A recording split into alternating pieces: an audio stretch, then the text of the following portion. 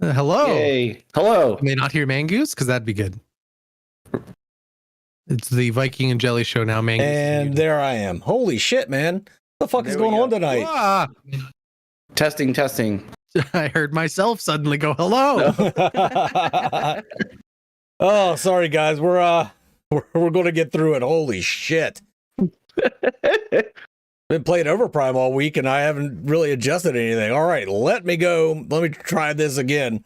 Start over. Hello, everyone. Welcome to For the Minions, the weekly show where we talk about Paragon, Predecessor, and Overprime. This week, we're going to be talking about Predecessor's reassuring Reddit post from RGS Ace, Overprime's massively successful final beta test. I did this way better the first time. You really did. And then, he said Paragon, Predecessor, and Overprime. So did I say about Paragon? Yeah, but we still talk about it. Keep going, man. Yeah, Ethereal too. Ethereal. God damn it, let's just get into it. I'm your host, the Mangoose. We're talking about Ethereal. Fucking Jelly, go. God damn. Oh, man. I'm the friend and co-host that is always here with Mangoose, the Jelly Knees. How are you doing, Jelly? I'm fantastic, Mangoose. I'm so happy to be here. And I've been sick all week, but I'm here anyway. And I've been playing far too much Overprime, I'm sure, especially more than what my girlfriend would like me to be playing. But I've been having a ton of fun and I'm happy to talk about it. But with us as well, we've got the VikingJedi. Welcome back, Viking. How are you, sir? I'm again too blessed to complain. It's been a lot of fun playing the playtest. I've been really enjoying it, and yeah, it's been, I mean, only a few frustrating games, and I know people have been talking about like some trolls and stuff, and I know we're going to get into that. I think we've only really experienced it a few times, not too crazy, but yeah, no, other than that, man, really good. You're already getting compliments on your new hair. Oh, thanks, guys. All right, so let's go ahead and head on into Predecessor and let me make sure that all the audio and everything is actually working. And it is. Slides working. Huzzah! Like I said, all this stuff, like the visuals are on point. It's just the audio tonight. God dang. So Predecessor, they had a Reddit post that was pretty much saying, hey, we hear you guys that we haven't, we apologize for the radio silence. We'll try to be better in the future. We're working on console, we're working on this, we're working on that. I'm not sure. Does anybody have it pulled up? Like I didn't pull it up for tonight, but yeah, it was just a quick message in Reddit from RGS Ace. People took it in different ways, I think. I think with Predecessor, Overprime, all of these, you've got like the small camp where like Predecessor can just do no wrong whatsoever. Mm-hmm. And they're small but very loud. And you've got the other small but very loud camp of Predecessor can never do anything right, and they will never accept anything that Predecessor does. But in the middle is the vast majority of people that are just wanting a Paragonish game and just waiting for news. I don't think this message did enough, especially without any follow-up info, to sway anybody in that middle ground. And it just gave ammo to these guys without really giving enough ammo to these guys. You know what I mean? 100%. But it was nice to see, though. It says a lot without saying anything, right? Mm-hmm. Like and that's just the post in a nutshell, right? There's a lot of like the same thing that we've heard. It definitely felt like an interim. We're posting this because we have nothing else to post before we post the big stuff. Yeah. And so for what it is, fine, right? The biggest thing that it reminded me of, and I told you guys this, is that feeling of a company wanting to look AAA, but definitively not acting AAA. Mm-hmm. That they're like trying to get ahead of a non-existent thing, right? Like that. It's not like people were upset that there was no news, to be sure, right? We've said for several weeks we've had no Predecessor news, but they were trying to get in. It felt like they were trying to get in front of something before anything was really happening, and it just is it was a weird post just out of the blue. Yeah, and I wish, if you're trying to do this to like sway your community to buy yourself some time, put it out more than just on Reddit and Twitter. Yeah, that's been a problem of theirs for a while now. They put stuff out in pieces and on different forms of social media instead of one blast on all forms of social media. Which for certain things, like if you're trying to drive people from one place to another, fine, right? Like Ethereal, for instance, did the items, and a different item on each day went to a different place. Right? That's, to me, slightly different. When it's something like this, where you're trying to like news, keep your community calm down, like give them something. Yeah, you want it to be the full blast. Right. And you want to that reach as many people as you can, and not just people who happen to have Reddit. If I and didn't follow happen the to be subreddit. cruising through Twitter, I wouldn't have seen this come up. Yeah. I would, because I got 1,000 DMs the day it came out. I'm sure. So well, especially since they mentioned the C word. So right, yeah. Quick rundown. They're preparing for early access. Console has been another huge focus. That's number 2. Number 3 is scaling the company as challenges. They started as 4 people, and they're leveling them up. And that they're saying that they hired a senior community manager that's starting very soon, and they're opening multiple roles focused on community and marketing. So hopefully we'll get more news out of them. They are saying that early access is still this year. With them hiring a senior community manager, what happened to Nobori? Because he was putting stuff out pretty regularly. Like when they first brought him on, he was like bam, bam, bam. I was like, God damn, Nobori's actually doing a pretty good job. And then he just kind of fell off. And then all of a sudden we see a job posting for a senior community manager, and now they're hiring another one. Yep. I miss Tyga Stripe to be honest. Like their original community manager, he was awesome. Yeah, but he had other things he had to do. With Nobori and them making such a big deal of bringing on Nobori in that role, why are you either hiring a middle manager to be between Nobori and the higher ups, or are you hiring someone to replace Nobori? Like, what? It just is a weird thing to create that situation for yourself. Yeah, and without anybody saying anything definitive, we're just kind of left to speculate, which is always a problem when we get to speculate. Well, and so the biggest thing is they said keep an eye out for an early access trailer dropping in a week or so. Yeah. So that'll drop mid this coming week, maybe the end. Which that'll be exciting, assuming it gives a date. I would hate to see an early access trailer that's like coming soon, because that's just generic, and I think that would piss a lot of people off. Yeah, I was mainly happy to see that they are still going to have early access this year, like some confirmation on that, because I was really starting to have my doubts. Because honestly, I'm kind of worried that they are sticking to that data at this point. You think they should delay? I don't know what the game state is, so it's hard for me to say they should or shouldn't delay. But when you're running into, so their trailer's going to drop the middle of November, right? They're realistically not going to launch for at least a minimum of a week until that trailer, but knowing them, probably 2 or 3 weeks, which then puts them into the first and second week of December. Right at that point, you're really pushing the this year thing, which then makes me nervous of like, did you force something because you said this year when you're cutting it that close to the end of the year? Right? Like at that point, I wouldn't be happy with it. But if you delayed and the game is better for it, there's some understanding there. Yeah. I think Cyberpunk is a prime example, right? Cyberpunk 100%. Delayed and always told you, well, it'll release when it's ready. It clearly did not do that. And then it was a big fiasco. So it just is a little, to me, it's concerning that they're cutting it this close. And I realize Overprime is also doing the same, because they said early access would drop this year.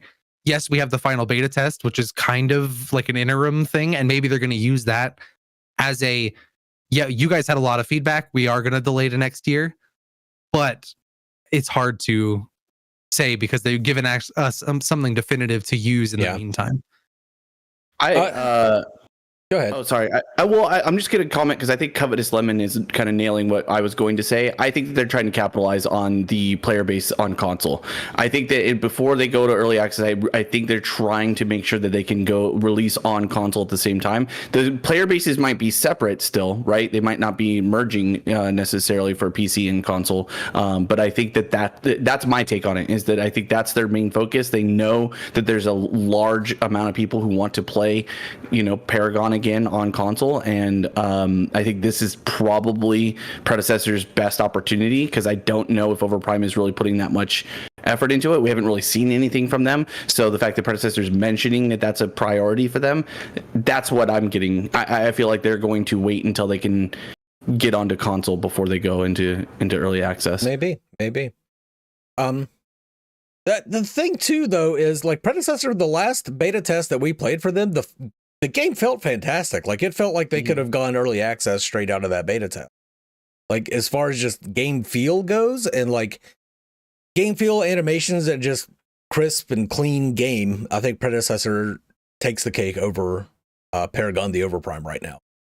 Just from the final beta test and looking at even now Overprime's final beta test, and then and Predecessor's last beta test, comparing the two, I would still say the Predecessor was the cleaner of the two.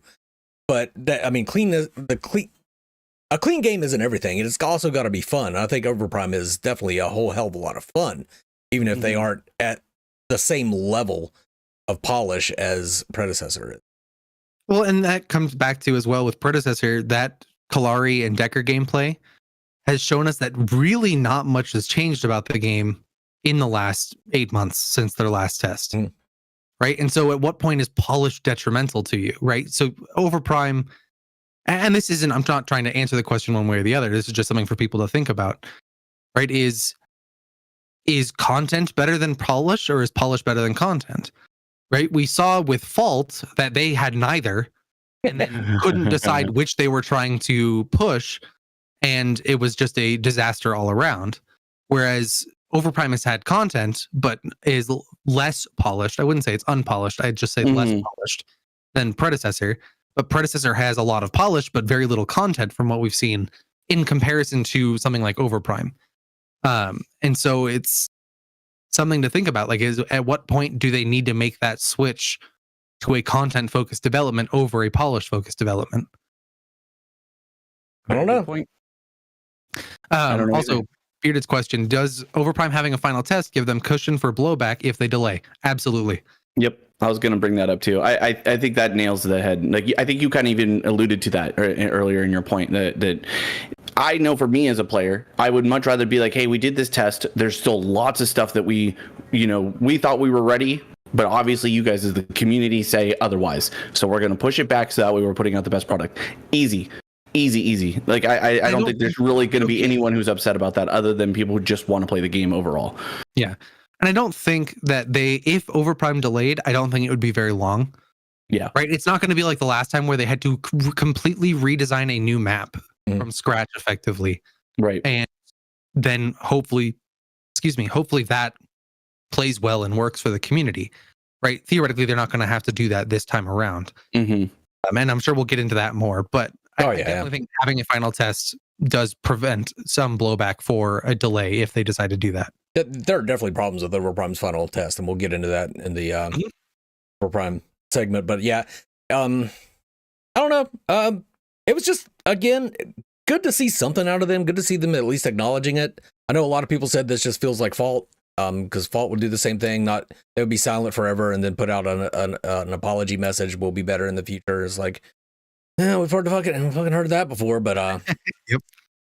And I think that's a really good point. I think some people, and we have to give Predecessor an opportunity to still separate themselves from what we've been getting from Fault, right? Like, just because, Predecessor says these things and it sounds eerily similar to what we've experienced, I don't think it's fair for us to quite go to the point where we're, holding them to the expectations that we wanted from Fault when this isn't even out yet. They're still in early access. And as devs, I mean, they might not be wanting to put out a lot of information yet. They're wanting to keep a lot of things still internal. So I did feel like it was a weird message overall. Like, it just felt like, again, you said a lot and didn't actually say anything. Yeah. And it was more of a disappointment that it's like, hey, we know we haven't said anything, but I'm also not saying anything now. It's like, okay, thanks, bro. But the console kids got really fired up, which was fun to see on Twitter, especially. Like, the comments were hilarious. Oh no, the post I made, everybody's like, this doesn't fuck say shit. I'm like, like, guys, I told you that if I heard anything console related, I would put it out. So I did. I love when they get mad at you, like it's your fault that there's not more console information. You put out that there's some kind of console information, and they're mad at you for not having the right amount of console information. Like, dude, see these console kids, man, they're just they're impossible to please. I don't know. It was good to see Pred addressing console though, because people I agree. want something, just any kind of news for console, and I'm glad that they put something. Also, looking at, I didn't realize I'd used the Faye footage. Predecessor Faye way better than Overprime the Faye. I'll give you that. Tell you that right now. Much prefer playing Predecessors the Fae. You haven't played her in offlane yet. You should try it. She's fun. I'm saying. They need to fix Harvest Nettles, all right? Okay. Listen, you're way more of a Fae player than I am, and so I trust you that since you've played both, that you know what you're talking about. But I played her in offlane, and oh my god, she is hilariously fun. Very strong. Yeah. All right, you guys ready to move on for Pred? Yes, sir. I think so? Yeah. Let's get into Ethereal. So for Ethereal, all right then. So we got a new skin for Noxus, and it's pretty fucking badass. And Jelly, you said that there's going to be skin effects with this skin. Correct. So this is a tier 3 skin, which means it's going to have some new animations, some updated visual effects, or a major overhaul of the VFX rather, and to match the theme of the skin. And for like a magician skin, right, the possibilities are almost limitless, because for like the VFX updates and stuff like that, because you can do so much cool stuff with that concept. Right, like we talked internally about like her ultimate, where the giant meteor comes out of the sky, right? What if it spawns like a hat overhead and a rabbit comes out of it and smashes the ground? Oh, yes. Right? Like, you could do cool stuff with this skin in particular and this theme of skin. So absolutely, it's going to be super exciting when it comes out. Like it's a cool skin for sure. I can imagine her beam being like cards, like you. Yeah, like it's so many cool ideas could come from it for sure. Yeah. Yes. I think my favorite thing is just the color palette chosen as a whole. I think it's really fun and fresh, and given like the Noxus name to me sounds way more dark and kind of gritty. This is not that. It's like way more fun and playful. So having played Noxus, this skin is super cool in my opinion. I think it's great. I can't wait to see the VFX. Hopefully you guys do something cool. Hint, hint, hint, hint. Holy shit, that's how you know Jelly hasn't been feeling right. He just took a sip out of a Coke. Not a Dr. Pepper. A fucking Coke. Man, you look horrified. I'm very surprisrised. What do you guys think of the skin? What do you guys think of Jelly drinking Coke instead of Dr. Pepper? That's what I want to know. Here's the big news right there. No, Nox is an extremely fun hero to play. Probably, I think she was the first one I played, other than the Dante for the all Dante test that we did like way back when. Yeah. Oh, when you guys played on the like the Aram map, right? Yeah. Oh, I remember that. That was a fun day. Actually, that was hilarious. But yeah, cool skin. Now the tier 3 skins. What is it going to be? Just skill effects that separates a tier 3 from a tier 2? And new animations. And new animations. So tier 2 will have minor VFX changes. So maybe like coloration. Something that it's different, right? But it's not drastic. It's not necessarily the V effect is completely different from the previous tier, but the tier 3s are going to be pretty drastic changes to these abilities, updated animations. So for that, because they may cast the same but differently, like it's trying to fit everything around the theme of the skin itself. Okay. Whereas tier 2s and tier 1s may just have slight nods to the theme. It may not be such a complete change to that theme. Right on. I'm looking forward to a lot of these skins then. It sounds like there's going to be because normally you just have a tier 2 skin is usually just a basic recolor fairly. Usually, you know what I mean? Yeah, and for us, their recolors don't exist, right? So it's tier 1s and 2s are already complete model changes on top of, and then tier 3s are just the even more on top of that. And tier 4s are a whole different beast that we haven't. Oh, you're going. about. I was going to say you're going all the way up to tier 4 with this. Oh, we're going What up to tier 4s. The hell it could be. If you want to find out about the first tier 4, you gotta be on Patreon, I guess. Look at this guy there. So holy shit! What can I say? That is nuts. That's awesome. I like to hear that though. All right, you guys got anything else for Ethereal before we move into the big boy? I like Ethereal. I like it. Ethanol. Ethanol. All right, let's move on to Paragon, the Overprime. Covetous, I was just flirting with you guys, you know? Got the new hairdo, so I'm flirting with you guys. Giving This you a show. freaking guy. So Overprime, the final beta test has been extremely successful. They had over 30,000 players, which is double what they had for the last beta test, the first day. It has been dropping. You expect some drop off, but not that much. Like the first day was 30,000. The second day was like 27,000 was the peak, and then it was 24,000. So it's not like a huge drop off, but you know, that's great news, I think. Yeah. Oh, absolutely.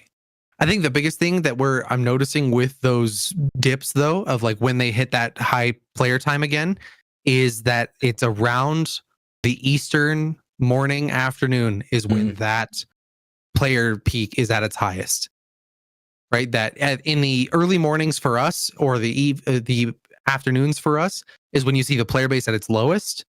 And then by the time that the Eastern market is waking up, or it's getting into the afternoon for them, it picks up and it's 20,000, 27,000, 25,000 all over again. Covetous Lemon, I did not notice that. I was reading that too. The only thing I could think of is that maybe her wings speed up or something. She rears back. It's like she rears back a little bit and then zooms forward, but that's it. Like it's not. Yeah, I didn't even think about that. That's interesting. The skin for her though looks so good. The one that we've been using. Oh, the other one looks great. Hey, welcome back. Okay. Hey, welcome back. Okay. Jeez. Oh. Jeez. All right. Little pause in the stream there, I guess. I don't know what the hell happened right there. I thought you two had froze, and I was like, oh, wait a second. No, well, first I noticed Jelly, because Jelly had this big cheese-eating grin on his face where his camera froze, and then I was like, oh, Jedi's froze too. Oh, wait, no, that's me. I'm froze. Freaking hell. Anyway. It was not you guys, Chad. It was Mangoose. It was. But I don't know. I was just going to say the Faye's other skin, or like her mid-tier skin, is actually really cool as well, if you take a look at that. But all the attention, of course, gets focused on that purple and magenta skin. But anyway, with Overprime, there are problems with it, and that's going to be probably the main discussion, is what we would like to see improved with Overprime. Bearded is talking shit. When you stream in the Meth Hills of West Virginia. We're the Moonshine Hills, not the Meth. Okay, yeah, we're the Meth Hills. They go hand in hand, I think, these days, don't they? Kinda. Got meth flavored moonshine. Mangoose, this is probably the most like off kilter stream for you with the technical. Oh my god! Chat fucking with you. I don't know, man. Terrible. But anyway, okay. So what I wanted to say though is, if you look around to see some of the major old Paragon hats, you see a lot of criticism for Overprime. But I think it's the wrong criticism. I 100% believe we should criticize the game. We should tell them what needs to be improved. But when I see like somebody being like, there's no laning phase because fucking portals, I'm like, okay, did you actually play the game? Because the portals don't even open until 8 minutes in, and matches last about 30 minutes. So, and laning phase is about 8 minutes, like from what I've seen. It's not even. I've even seen it go longer. Some games, right? But if you're on top of it, it'll between 8 and 10 minutes is when laning phase is over, and then you've got 15 to 20 minutes of the rest of the game, which is about standard for almost every other MOBA under the sun. Yeah, right. Like so, it's that. Yeah, it doesn't make any sense to me. Yeah. So when people complain about portals being the problem for the laning phase, I just like, no, dude. Like, pay attention. Pay attention. It sounds like somebody who just watched a YouTube video and saw someone use a portal. That's exactly that's what it is. Yep. I agree. One person says it and then everybody else picks up that thread and runs with it instead of actually trying the game and figuring it out for themselves. But and then there are problems. I think My biggest problem is minions still don't seem to do much of anything. If you set up a slow push, like they don't even have to worry about it. Like there's been so many times I'm like, oh, there's an entire wave coming under my tower. I'm still going to rotate over and help fucking Jelly out or help Viking out or whatever. I do it for the gold more than anything. I just, like, oh, there's minions nearby me. Let me go get that gold. Minions aren't a resource. They're a resource. They're not a part of the game, condition. Really. Yeah, they're not a win condition. Yeah, and I think the weird thing is their pathing is weird too. The slow push that you can do, it still takes 3 or 4 times of actually setting that up and it crashing for it to mean anything. Yep. Yeah. So it's better in that you can set up a slow push, but it is still not better in that slow push means practically 0. And that could be because there's an inhibitor, right? So it's slightly beefier in comparison because it's a very core objective, but it just feels weird.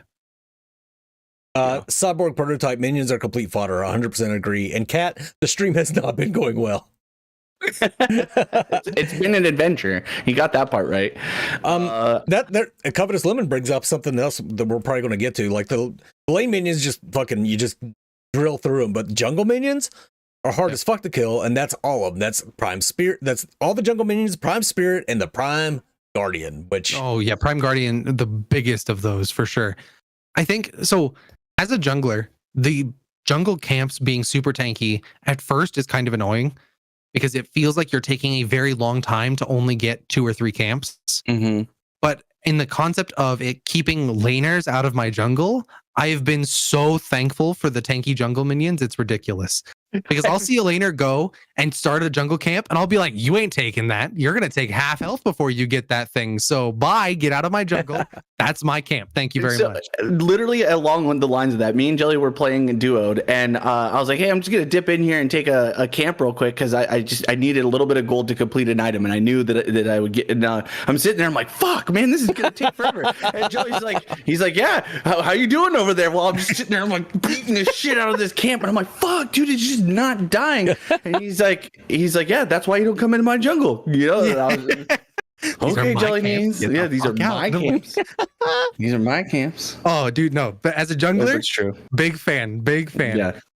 I do think that minions they do still feel bad. That's probably other than like some glitches and stuff like that we've encountered. I think the minions is probably my biggest complaint from a gameplay perspective. Mm-hmm. They're there to give experience and gold. And their pathing is really fucking weird sometimes. Like you'll see them like go off. It looks like it's going off the map, like the way that it's pathing on the mini map. It's just really, really, really odd.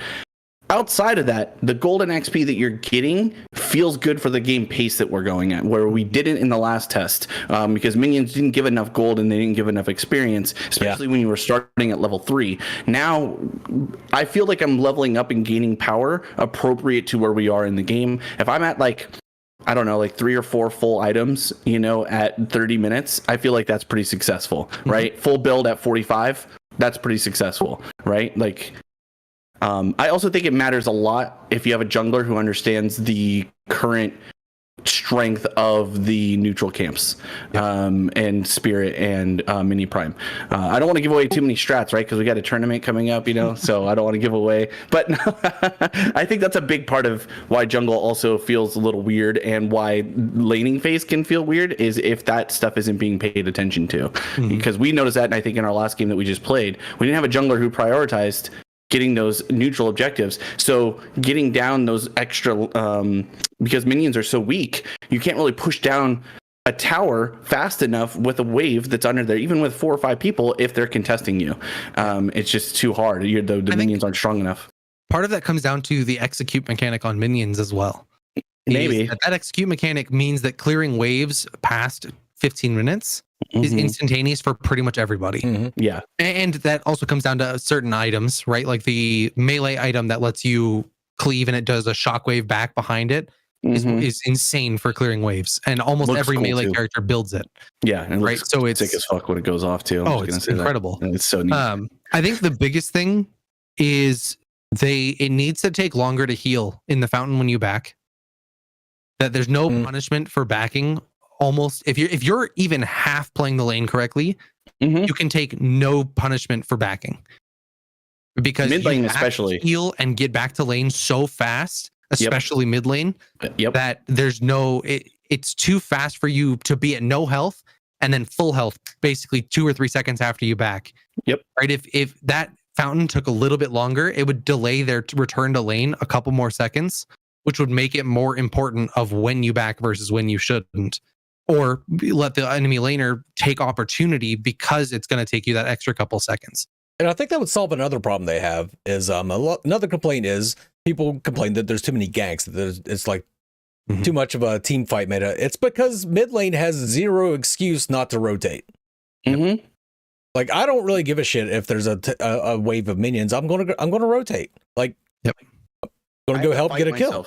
Yeah, no, you're not. I think you're 100% right on that, because I find myself fighting the urge to rotate because I'm like, oh, I have farm, because I'm so used to games like League of Legends where it's more valuable for you to stay in lane and collect to the gold than it is to rotate and get kills. But with the current version of the game, it's better to go and put pressure so that way you can get your duo lane moving up, or you can get your off lane moving up, or whatever. And I think that also ties into why we're seeing so many AD carries in offlane roles, is because it's so free to just sit there, farm, poke the other guy out that's in melee range, back when you take a bad fight, and then come right back in the lane and repeat, rinse, repeat, because there's no punishment almost at all, unless you get hard ganked and you're just being hard focused like me and Jelly do to guys who want to bring squishy offlaners.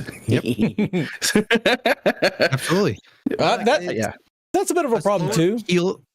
A slower heal in the fountain, I think, solves a lot of problems in the laning phase of the game. And even later on, but especially laning phase.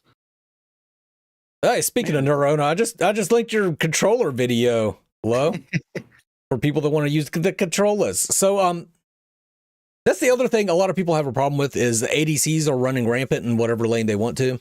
That was a problem in Predecessor. It's definitely a problem in Overprime. I don't know how to counter that without making ADCs too weak. Like, that's a rough one, I think. So League had that same issue for a while. I think it's difficult in general. Whenever you have the opportunity for a ranged physical damage, carry to go into a lane and just beat up on a melee, it's going to take place. So I think what League does is they lower like your opportunity for outplay in those things. Like, you have to, it's really difficult. I think you're right, because it's very hard to balance around that. And especially with very few champions currently, I think once we get more offlaners and more people get more comfortable with offlaners, that kind of, because I've seen it where like a really good melee offlaner who knows how to use their cooldowns and knows the way that in which they can get in, fuck up a squishy offlaner and then get out. That's really important. But also you need to have a jungler that understands that you're in a tougher matchup and either come and help you or really make something work on the other end, so that way you can counteract the benefits that guy's going to get. But we're going way down into strategy at this point. But I definitely think that carries in general feel really, really strong, and that's why I think a lot of people are just outright banning them. I mean, Wraith is getting banned all the time, Murdoch's getting banned all the time, Twin Blast is getting banned. The only one that I think just flies under the radar is poor Sparrow. She's just like, for some reason, nobody ever thinks that she's good, and she is. She's very strong. Yeah. I think Abdullah Elishan, I fucked that up. They need to increase minions aggro, range, and damage. I think that would probably help, because that ADC poking you isn't going to poke you so hard if all of your minions start beating the dog shit out of him. So that might help. Yeah, absolutely. I think the biggest thing, and we were talking about this a lot earlier today, Mangoose, about is the end game kind of stalls out because the Prime Guardian is practically impossible to take after a certain point in the game. But take safely, I should say. When you're at 40 minutes into the game, that Prime Guardian, if your team initiates on the Prime Guardian, even after you get 1 or 2 picks, it's still highly likely you're going to lose it or you're going to get pushed off of it. Because either the enemy team is going to respawn and show up before you can take it out, or the enemy team's just going to show up in there and you've taken so much damage from it and put all your resources into it. You have no mana left, you have no health left, and they're just going to show up, push you off of it, and either reset it or take it themselves afterwards. It's almost a objective that if you start it, you're the loser in the situation 9 times out of 10. Yeah, and you it feels really bad have to have because it's gotten a required objective to end the game. Yeah. And I was saying that to you today, Jelly. I was like, I call it the throw pit because as soon as somebody goes in for Prime, I'm like, God damn it, why are we going into the throw pit? I guess we're just going to fucking give them the game now. Like, you usually wouldn't feel that when the entire enemy team's dead and you rotate the Prime. But it's like, you know that they're all going to show up one time and somebody's like a cheeky howitzer missile is going to steal it or some shit. Like, if they could change it that way too, like make it the orb drops on the ground and somebody has to pick it up again. Like, maybe not dunk it because they've gotten rid of dunking, but like, same with the Prime Spirit Guardian. Yeah, if that was just an orb that dropped on the ground and somebody had to pick it up, yeah, I think that would be great. I think for me, it's that the pit is too small for the size of the objective. It is so easy with some of these ranged characters to just poke the fuck out of whoever's down in there, and they're taking a lot of damage.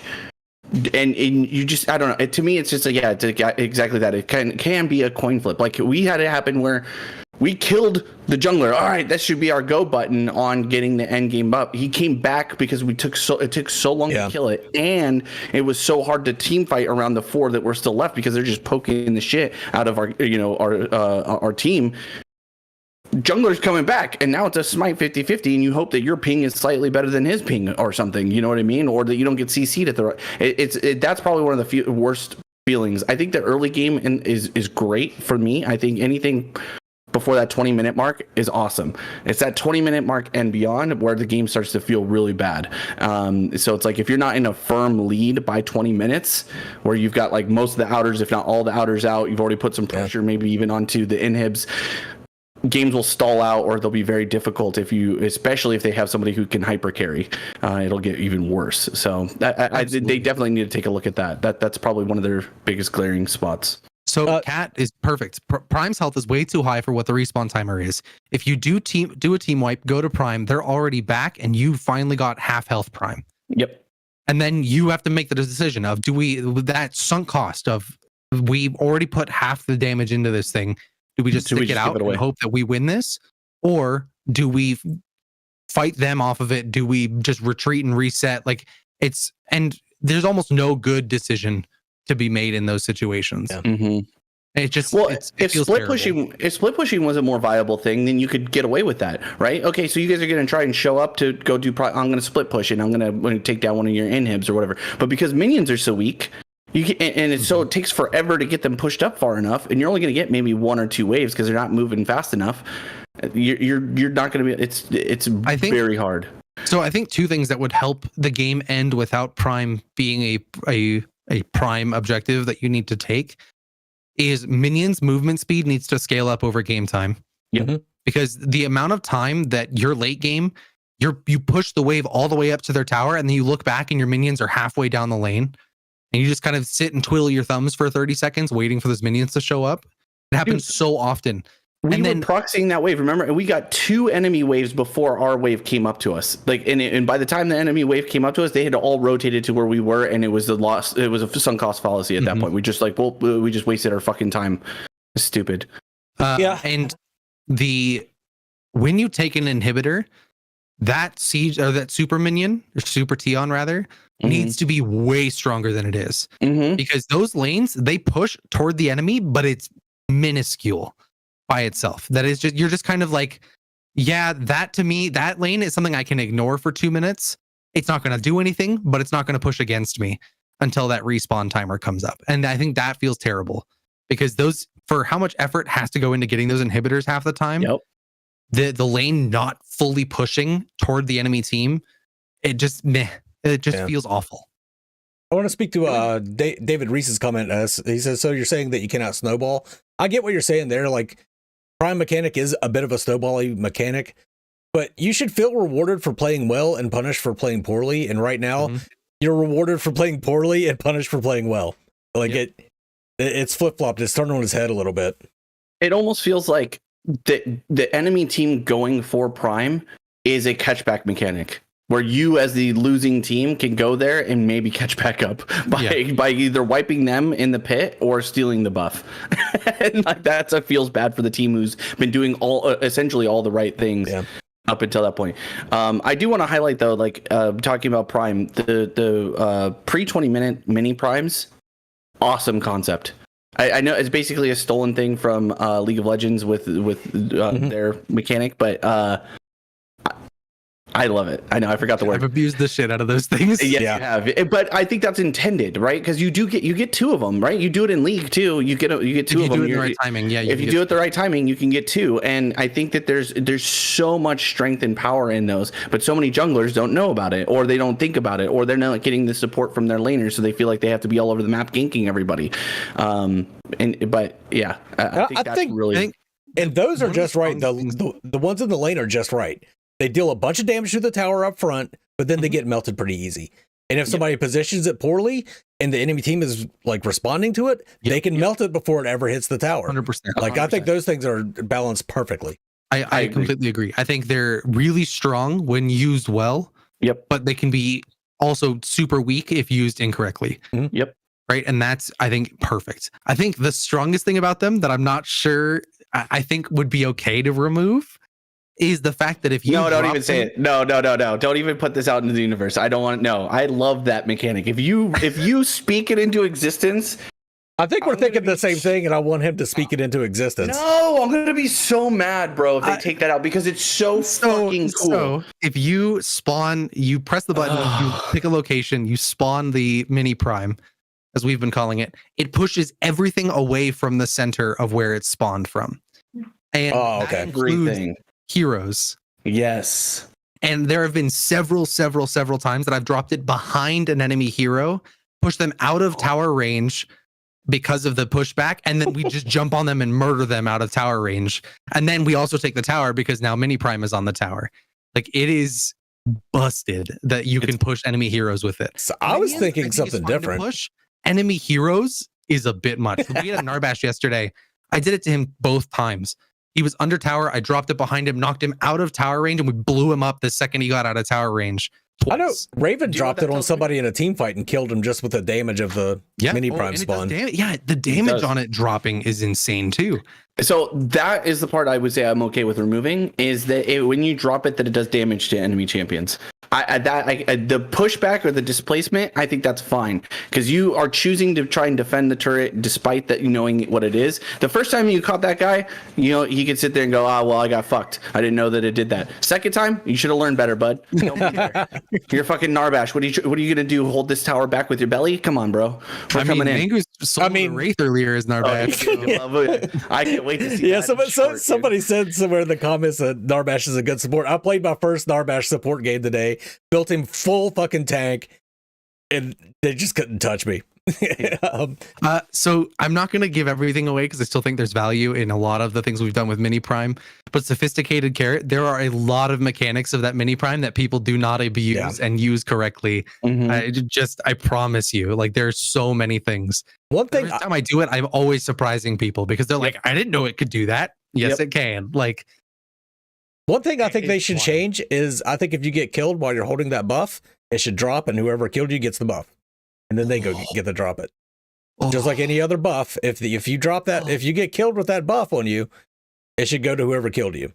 I was very surprised. Like in that Faye game, that first Faye game that I posted, I dropped it mid team fight because I thought that if they killed me, they were going to get it. So I took the risk to drop it before I died. I didn't die, but you because of the investment in taking it. I would say that if I took Prime Spirit and they killed me and they suddenly took my Prime Spirit buff away, I'd be pissed. Because I put so much into that, for them to show up afterwards and just be like, "Oh, thank you," would feel terrible. The red and blue buff, I don't put nearly the same amount of effort into. Them to getting it when I die is what it is. I agree. I don't think that they should get the buff. I would be okay with not losing it, but maybe it, like, if you die, it takes a chunk of the time that you have to use it off or something like that. because then it's forcing your hand. Don't be in a bad spot and get killed, whatever. Like, you know what I mean? It's gonna, now you have to, you were waiting for the perfect opportune time. Now you've got to expedite that. I could see that being beneficial and a cost fallacy for the, you know, just running around with it, trying to run right up to a turret and drop it before somebody kills you. You know, I don't know. I could see something to kind of even it out, because it's really fucking strong in the hands of somebody who knows how to use it. Mm-hmm. Yeah, I mean, if you're playing with it right and your team is doing the right things, you can take an inhibitor before 20 minutes with both of them without question. Yep. I think that maybe there's also, because like in League, right, when you use it, it takes up your as the jungler or whoever picks it up, it takes up your ward slot. Since we don't have ward slots in this game, I was going to say there's something you could probably work with on that to kind of, because right now you just get another button to press that you don't have normally to use it. So if there was like maybe a slight reduce in your ability to do other things, I just don't know what that would be. But anyway. Very cool mechanic, which is why I said that before 20 minutes, the game feels amazing because of all those things. Laning phase is, like Jelly said, about 8 to 10 minutes, maybe a little bit longer, depending on how even and back and forth it's been going. But if you get those neutral objectives, it's great. And I think the team fighting even pre 20 minutes is awesome. Like it's a lot of fun, super engaging. Because I think when we talked about this before, we were worried that having to start at level 1 again was going to really like feel bad going into the game, and it's not going to feel as fast paced as we liked it and feeling more engaging in that regard. I haven't really noticed it being that big of a deal. I feel like I'm getting to power at a decent rate, unless I'm just, you know, being really bad at the game, which does happen. But I like Cat's way of balancing. You can't sprint until you poop it out. I don't know why that made me giggle, but I like that mechanic. Actually, that's a good. I think so. Yeah, maybe, because too fucking heavy, man. You're carrying a mini prime with you. Yeah, you're encumbered or something like that. Got big chungus on your back. I think that's actually a really, really good idea. Let's move on to some other problems. Bugs. I've encountered more bugs in this beta test, I think, than the last beta test. Yep. 100%. Gideon, I get mountable walls. Dude, Vegas was watching me, and I was like, he's like, you gotta get when you were in the Fae? Yeah, and I was trying to get away from a gank, chat. Dude, listen to this. I was trying to get away from a gank, and Mangus is watching me through, because he was dead. He was watching me through the camera, and he's like, dude, go. And I was trying, I'm literally jumping, and there's like the tiniest little curb going into the portal, and for whatever reason, my foot would just not go over it. I was full jumping and not being able to go forward.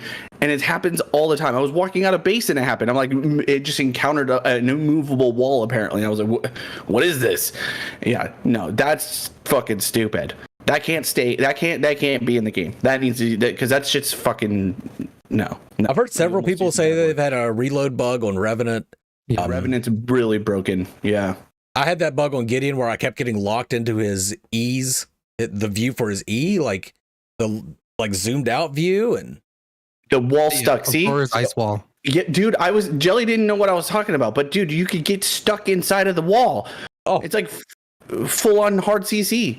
Or if you're mean playing as Aurora, you trap Jelly knees against the wall. Anyone can get stuck in the wall, so you just get screwed over one way or the other. Jelly doesn't want me to play Aurora anymore. I trapped him about like 4 or 5 times when he was playing. We were playing, and he was in the. I trapped him with my wall like I don't know how many times. He was so pissed. He's like, chasing after somebody, and what does he do? He cuts me off so he can go after them better. I just want to get. Thank you. Like. Which is not revealing you when you're fireframing them. I watched Taboo last night on Aurora. He tried to use the ice wall to go up into lane through one of the small arches, and he got stuck between his ice wall and the top of his head hit the arch. And he was just stuck there taking damage. I was like, just reactivate it; it'll drop. Howie's ultimate will sometimes put you into weird spots on the map. Oh god, yeah. Or you'll go up, you're aiming past the wall, but your whole ult just gets eaten by the wall anyway. It's just like, nope, sucks to suck. I had that happen with me on the Fae too. When I went to drop my thing, it just for some reason went up into the universe. It was fucking Oda brings up another one I've seen. 100% crit chance on Rev isn't 100%. Like, you don't crit every single time. Yep, I saw that one too. Yeah. Oh yeah, it's broken in general. Not just bugs, but let's move on to like actual problems with the game, because Red Clown kind of brought it up, which is something we've been bitching about forever. Is attacking from the bushes doesn't reveal you, and that is just a huge freaking problem. I still hate it. They did a good job about adding like a pretty good animation when you're walking around. You can spot them moving around. Love that. Huge fucking fan of that. But if I fire, I should be big, normal-sized me, or at least an outline, something that showcases my even full the shimmery hitbox. Outline of you in the bush that you get when you're standing in it yourself would be enough. Because Yes. I should. Or if I hit you, have an indication Yes. of where they're shooting me from. I feel like if I hit you, it should also reveal you a little bit. Not it's not like a full reveal, like you're now just seen, but like if I hit you, it gives you the outline, and then I can watch you move around. But yeah, that's probably one of the most frustrating things that they didn't change from the last test. And what in the actual fuck is up with that wall in the middle of the lane? The wall, the one-way wall in mid lane. yeah. Oh, Why I is don't there hate a that as one? much. Why is there a one-way wall in mid lane though? I think it's really stupid. I think it's a way that they don't want people coming and sitting behind the mid laners when they're pushed up, but you can go a different way to get there. Like it doesn't make a lot of sense. And I've seen so many people intuitively think that they can get away that way and then just get stuck. Yeah. That they're just screwed. Like it's So- really sad to watch. It's great when I'm like chasing them down and they're heading that way and I'm sitting there like, Right.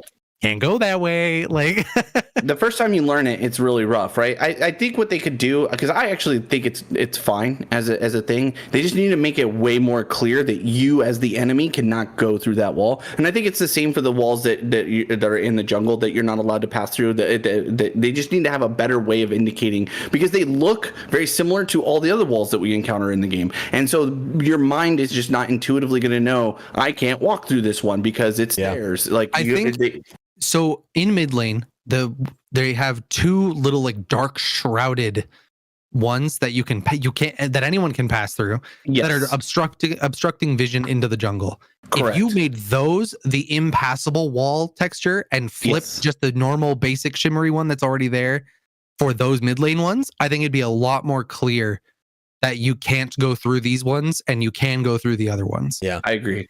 Because the reason why I like it is I think it's a safe it's a safe path for people to come into mid lane that are allies, and because before you could get ganked from those moonwells that are above, from the enemy, and now to be able to do that, it's way riskier because you have to walk into lane to be able to go in there and go up into that well.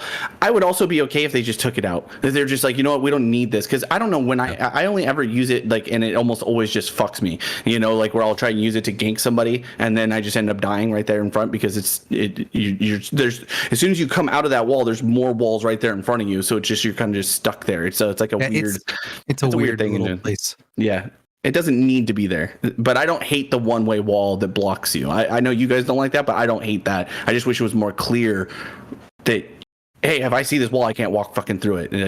like Sophisticated Carrot said, just make it red. Make it red. That's fine. That's fine. And since I did call Taboo out for getting stuck in an archway with the ice wall, I will say he had some amazing Aurora cutoffs. Like people tried to get away and he would cut them off with those ice walls. But cool. I did too. I just also happened to cut off my jungler. I had some great cutoffs. Against Jelly Knees. Mm-hmm. We're going to get into this eventually. Balance. I think right off the top of my head, Gadget and FaZe are both fucking monsters. Like, and FaZe was last test too, and it feels like she's worse. I think people just learned how to play her since the last test. Maybe. But yeah. Gadget has next to no outplay potential. The mines just appear. Yep. They travel, but it's almost like hit scan travel. Like it's that point where you see it come out of her hand. There's this like blur on your screen as it suddenly is at its final location. So that needs to take way longer to travel, or needs to be way more obvious when she's casting. She needs to have some kind of like wind up animation, something. And then her ultimate is bonkers. Her ultimate's so strong. I think, and somebody mentioned it earlier, is the stacking items. You get these stacking items that stack on hit every time they hit. Yep. I think a big part of the problem too, it goes back to what we were talking about with the how quick you can get back into lane. It's so, especially for somebody like her, she can get back into mid lane. She can burn through all of her mana, to chunk you out or get kills, recall, come back before you've had a chance to push the wave. She just, unless you full on commit and kill her, she is going to win laning phase. She's going to scale indefinitely. And she's just going to fuck over every time you try and do a team fight because she just does so much fucking AoE damage. It's actually insane. And you don't even have to be good on her. Like, you don't even have to be good. You can you just throw your ability somewhat in the direction of enemy person in front of you, and you're going to half chunk them. It's stupid. For anybody out there that's having trouble laning against Gadget, I'll tell you two ways to counter her. One way is to try and stay in your minion wave and hope to God, I think Jelly brought this up, hope to God that the mine sticks on a minion and not you. Yep. And then run out of it. That's about one of the only ways you can avoid the Gadget mine. The other way that I discovered, though, is Countess. It's rough because, like we said, FaZe and Gadget are probably the top two overpowered ones. They're definitely the top two mid laners in the game right now. Countess counters the dog shit out of Gadget because you get the mine on your head. When it's about to explode, you shadow slip to her, that immunes the damage, and then you drop your fucking kid on her, shadow slip back while she tries to throw her stupid seek and destroy down, and you could just own Gadget with her. The problem is, if they pick FaZe instead, you're screwed as Countess, because FaZe wrecks Countess hardcore. Because, I mean, FaZe just kind of wrecks everybody hardcore. The other Gadget counter that I found out accidentally because I didn't select somebody, so it gave me Seraph mid, is Seraph. And I realized me saying I played Seraph, but you can do the same thing with her Q. You just negate, you invulnerable yourself the second it pops, and then you get away from that damage. But it's still just annoying as hell. Yeah, I think she's probably the most overpowered. I do still think, because we had it happen where FaZe can be countered, she is very strong though, and she can be viable in a lot of lanes. I actually think that the carries are also really, really strong this time. I knew what. Carries are too strong early for how strong they are late. Yes. I think that's their biggest issue, is they're not weak enough early. They're not carries early, where their damage is weighted because they're so strong late game that their early game is kind of meh. And then there are some stronger carries than others, right? Murdoch, for example. So strong. But their level 1 is still way stronger than it should be. Because even there's a ton of things you can't do against carries just because they're so strong early game. And you think, like, and when a prime example, and they go like offlane, you think we'll just gank them, or just if you're on melee, just jump on them. He just buckshot you back and then fucking starts laying into you again. Yeah, that buckshot cooldown needs to go way up. Yeah. Oh yeah. I think it's 20 seconds level 1. Something like that. Up. And Twin Blast dash range, like if you jump with Twin Blast and then dash, you go for fucking ever. Yep. And you still get the grenade reset, which is also pretty nice. Yeah. And yeah. Like his dash used to be just there to avoid abilities, pretty much. It wasn't a movement ability. It was there to avoid abilities. Now it's just straight up full on movement. And I think if you made carries weaker, that would solve the carries offlane problem a lot easier. Yeah. Because it would make it much more of a trade-off of, if I'm on Feng Mao offlane, I will now dominate you as a carry offlane because I will just teleport in your face and just go to town because you can't do enough early against me. Whereas right now, like a Murdoch offlane against Feng Mao, there's so little you can do because he'll just level 1, just Q spam you until you're forced out of lane, and then he'll just build that lead constantly on against you. I've done it. It's easy. Yeah, but the only thing you can do is dive on him after he uses his Q and then use your shield to immune the buckshot. I think part of this too is going back to the current amount of characters that are available, especially the melees, struggle unless they're playing jungle. At least in my opinion. I think that the jungles, they do fine. They get their farm. They're able to get experience. They do ganks. Like, they get to pick and choose essentially when they're going to engage with people. The melee offlaners are really having a hard time. And I think even like Narbash can have a hard time if not operated well, because of the range supports doing and the ranged carries doing so much more than what a Narbash can survive long enough in to get to that late game part where Narbash just becomes Narbash, who's amazing, and you know what I mean. But so I think that's part of it. Is it's like we're just lacking in, I think, the strength of the melee characters to be able to handle the amount that the range are able to do. And I don't know what they're going to maybe when they add in more people or more characters, it'll start to even out across the board. But I just feel like right now, I can't think of a really strong, maybe Feng Mao, maybe about it, that's like really overpowered in the off lane. But even he's going to struggle against some of the ranged offlaners that can come out there, like a Wraith, like a really good Wraith is going to demolish a Feng Mao. Like they're just never going to get to play the game. I think something that needs to happen to balance Wraith out, and it's not even a change on Wraith or his numbers, is if you've been if you're in the process of being rewound, there needs to be an effect on your screen that lets you know it's coming. Yeah. Other than seeing your trail of yourself somehow. If you happen to see it. But if you're running forward and he rewinds you, you have no idea until suddenly it feels like a rubber band. Yep. Where you're just like, oh, okay, I am no longer where I used to be. If there was even just a light outline on my screen that gave me the indication of like, okay, I'm about to be rewound, right? Gives me the opportunity to counterplay that. Because at the moment, there just is none. He presses the button on you, and unless you're Feng Mao, who used his Q, there's not a lot for you to do about it. We were talking about that. Against rewind? I didn't know that. That's crazy. You rewind in stasis. Yeah. Wow. We were talking about that that Narbash fight where I took on the Wraith earlier. And I mean, you guys were watching that fight. I started my ultimate because I was like on top of him. And then I got rewound. I had zero idea that he had hit me with rewind. So... Unfortunately, it was kind of it wasn't a wasted ultimate because I killed the motherfucker, but like that could have gone very poorly. The Wraith Ward doesn't show on the minimap. Yep. So we said this last time, and we were really excited about this going into this test. I think itemization still sucks. Really? Yes, 100%. Interesting. Yeah, because I don't see the same items on the same type of characters across the board. I think that's more because people don't know, they're not going to experiment. They're just going to do whatever the recommended build is. Even the best players are playing the exact same builds. Interesting. The recommended items are also terrible. I think almost across the board, the recommended items are awful for most of these characters. If you've never played the character, though, still use the recommended. Don't be sitting in the fucking thing waiting to figure out which item you're going to buy. Just buy the recommended and go back. So for Kalari, for instance, they've got Kalari going a bruiser build. She's supposed to be an assassin. But there are no assassin items for physical damage characters. So she has no choice. She either goes crit for damage or she goes bruiser. Those are her options.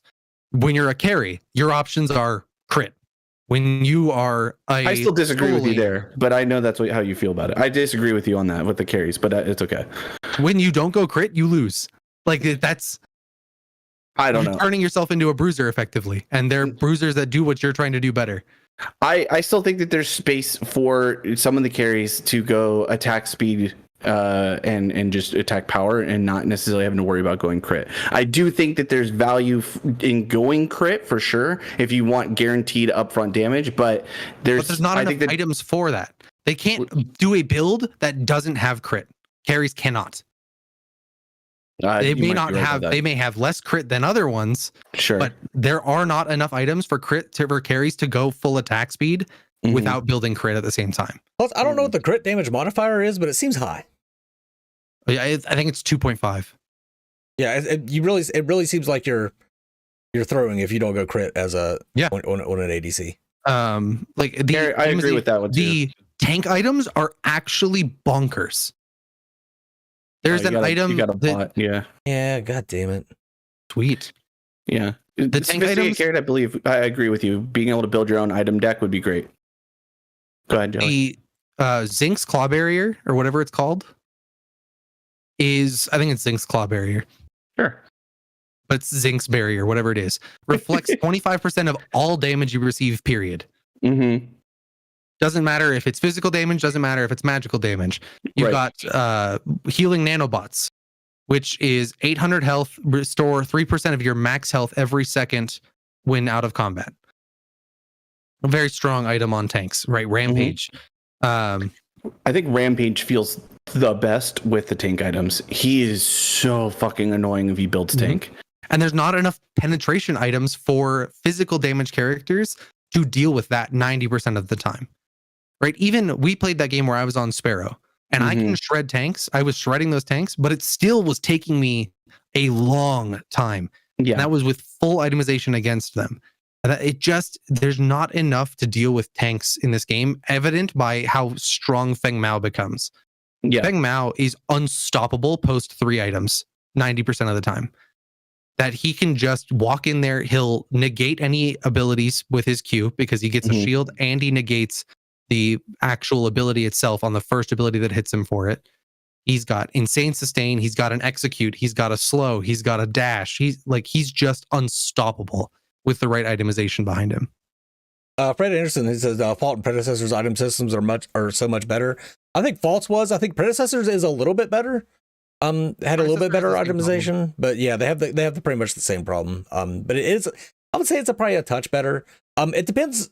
I think for mages, I don't know why they love mages so much in Overprime, but the mage item selection is massive. Like you can build all kinds of crazy shit as a mage. And like you could do all kinds of crazy builds as a mage. You could do basic attack builds, you could do nuke builds, you could do penetration builds, you could do lifesteal builds. In the last test too, is that the mages were favored in itemization. And there's a lot more options than there were in the previous test compared for physical damage characters, but there's still not many options. And can we argue then Kallari is forced to be an auto attack assassin in Overprime? I would not say her kit is designed to be an auto attack assassin in Overprime. Let me ask you this then. Do you feel like the itemization changes, because there was quite a bit added in compared to last, are heading in the right direction then? Oh, absolutely. Or okay, because I think there's more itemization. I still don't think there's enough itemization. That's fair. I think I agree with that statement more than the one you said before. I think that there are opportunities for creative itemization, but because some champions are super strong, it makes it feel like I think you have to go a certain build consistently. I also still think that money is also kind of a problem. Like you're some of those the better items cost a lot of fucking money, and the components that you buy to build up to that big item are not nearly as valuable. Like there's one I think it's an 80 carry one where you're getting like the items are like 5 attack power, but when you level it up to the next thing it's like 45. So it's like the components are garbage, but you have to build them to be able to get to the next tier that's way better. The one thing I will say going with items though is the starter items are very underrated, except for junglers, which has AP for some reason, which is really weird. But I think the starter items people are not leveling them up fast enough. I know I wasn't when we first started, but dude, all of those the fully built are absolutely legendary items in their own right. Plus you get the cooldown reduction on the flash or the dash, and I think they're so strong. And people, I can't tell you how many times we've gotten to the end game screen and people are still on the level 1 fucking laning item, and I'm just like, it's broken. Yeah, and so I'll iterate on the jungle one. The jungle item is not worth upgrading ever, basically, period. Don't you get more smite for coming up? Oh, it's the same. You literally get no benefits other than the stats that it gives you for leveling up the item. And the stats it gives you are counterintuitive and they're a waste of gold. You get more rewards for the support one. If you're playing a physical damage character, you gain now magic damage because it's built into the jungle item and you have no choice on the matter. Right? Which is just a waste of gold for you. But even though, you probably have a magic damage scaling ability because everybody has at least one. It's still like Kallari, it's her dash. I'm not trying to do damage with my dash. Like what? Why? So they need to have separate jungle items, and tank junglers especially. I think part of the reason you see these bruiser brawler junglers right now is that the item is built for them. Yeah. Right. And the itemization currently in general is built for them. Bruisers and tanks have a huge advantage. Tanks in the jungle suffer because they don't have a jungle item that benefits them. So they just keep the basic smite because they're not trying to build damage. So they just build a tank item instead. I also don't like build bruiser items because they're just better. Like there's just no reason. There are more times I think about selling my smite and getting another full-fledged item that will give me more benefit more often than having the smite will. Especially because Prime normally is just a crapshoot of damage. The smite really doesn't matter a ton of times when you either are getting the objective or you're going to turn it into a team fight and you need whatever this item is more. Yeah.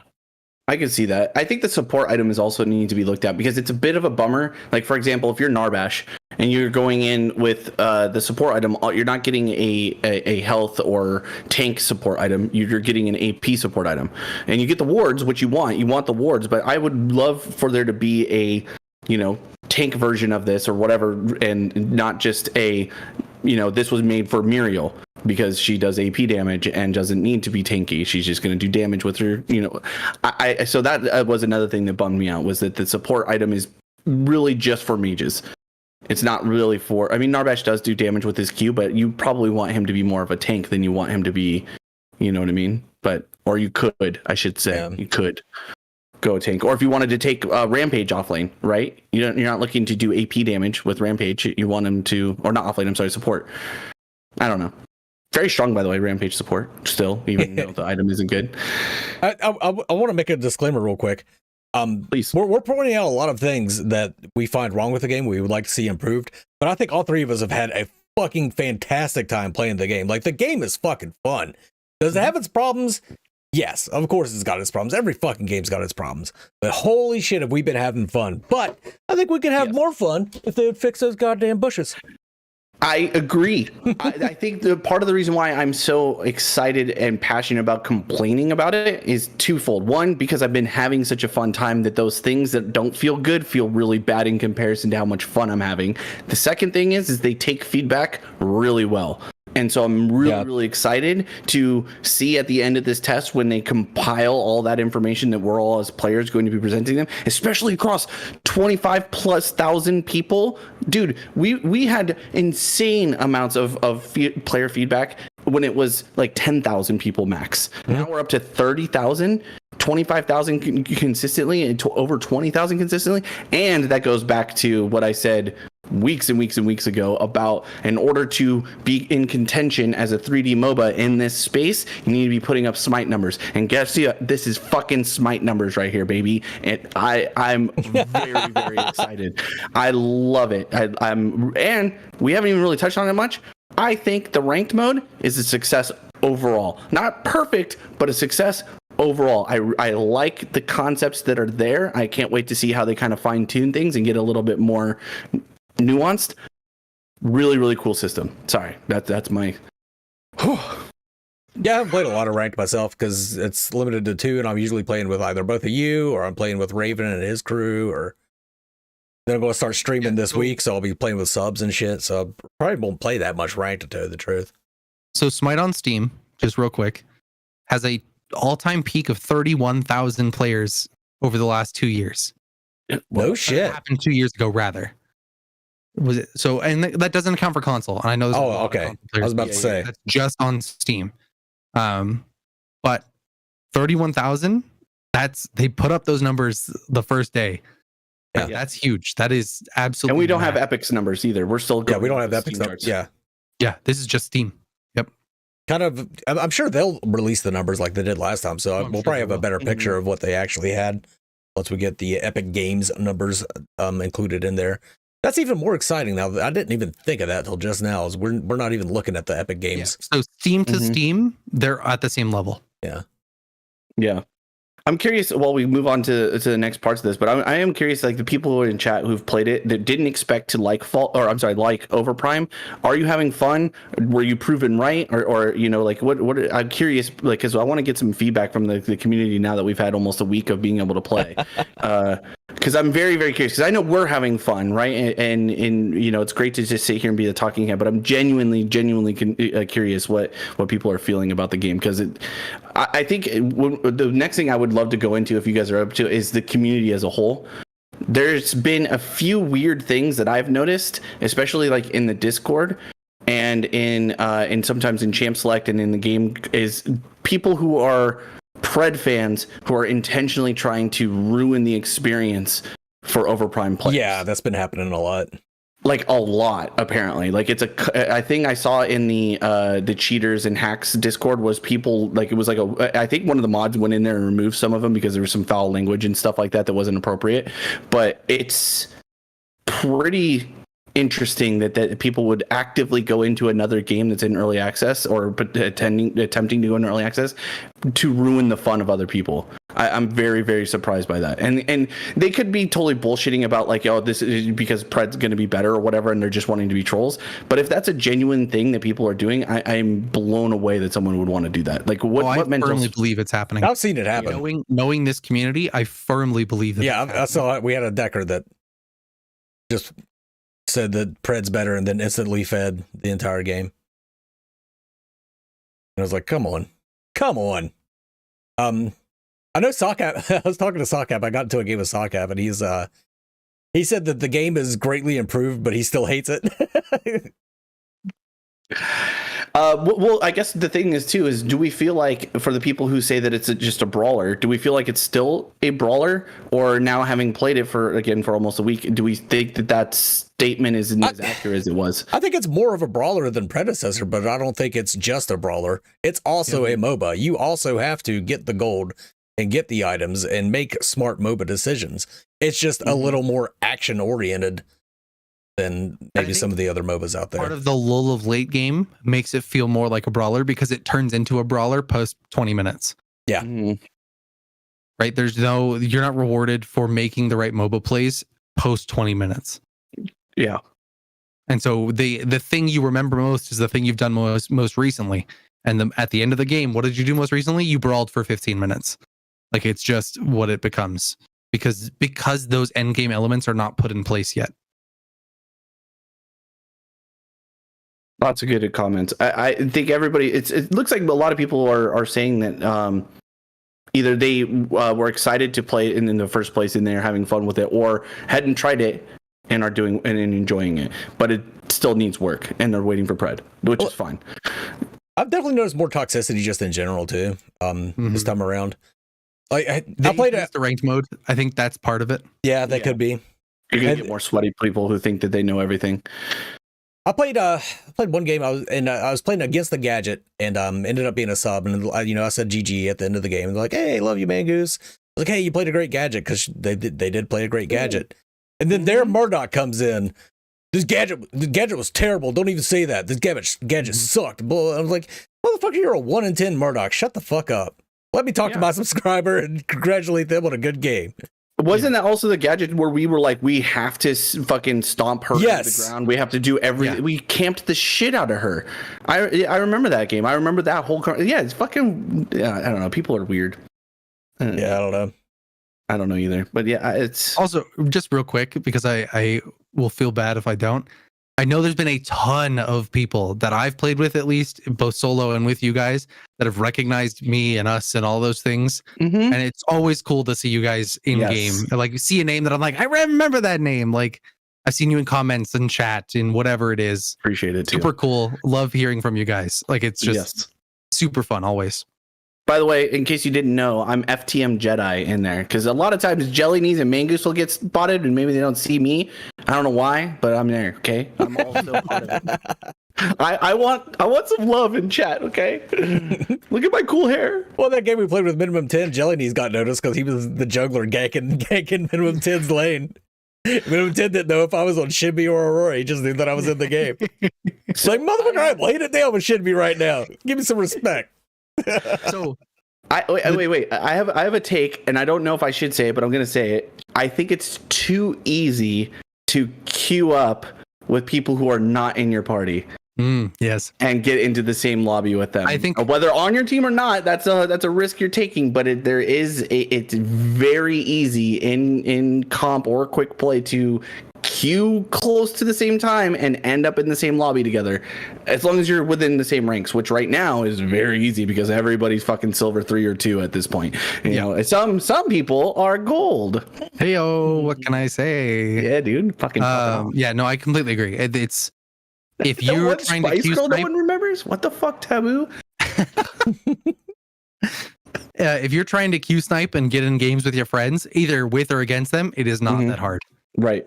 Or against streamers, which can be an absolute nightmare of a problem. Obviously, we're not really encountering that because we're not streaming. I know, chat, by the way, I told you guys I was going to stream. I just keep getting in my own way about streaming. I don't know why. I just feel like, I don't know, until I haven't done it yet. Sorry. I love you guys, though. I did have one game where Chimera was going out of his way to fucking ult me every time. I'm like, what the hell is going on?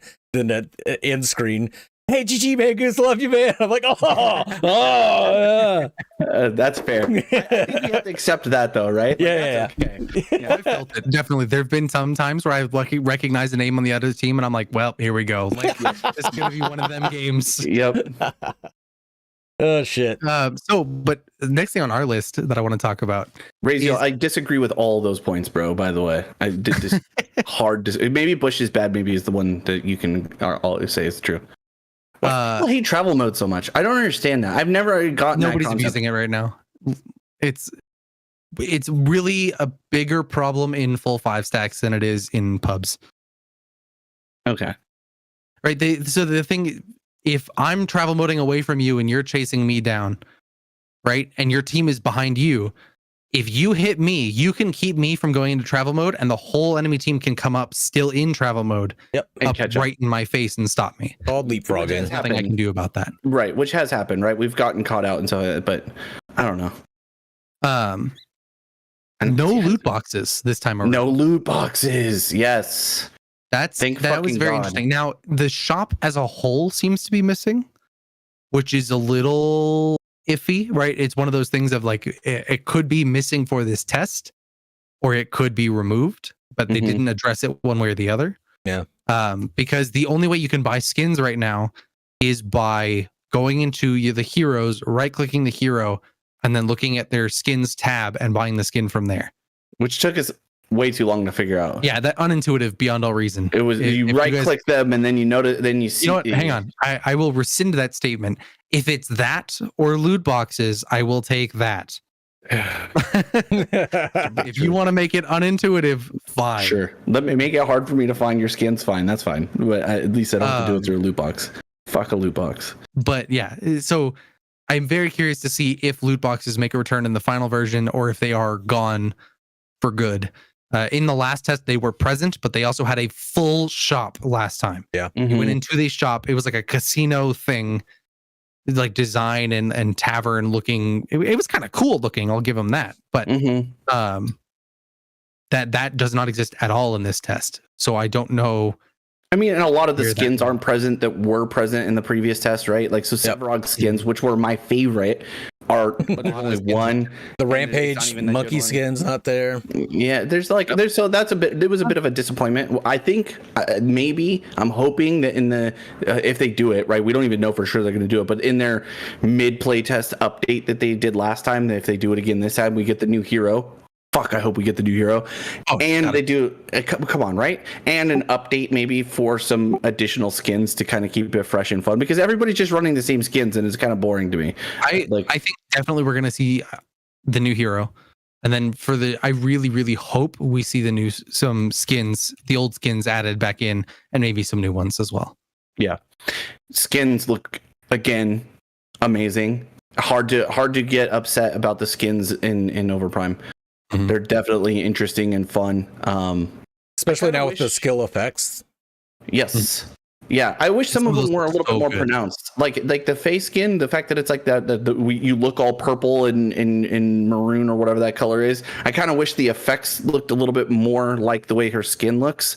Maybe that's not the intention of that skin, but that skin looks so fucking cool. I kind of wish there was more coming with it. With abilities in general that last for a certain amount of time, you're trained to look for certain things. Sure, League has that same issue, right? Yeah, lines from green to purple, for instance. People would be a completely different thing that I'm looking out for. Right. When it's an instant ability, like Countess, for instance, all of her stuff is you're gonna get hit or you're not.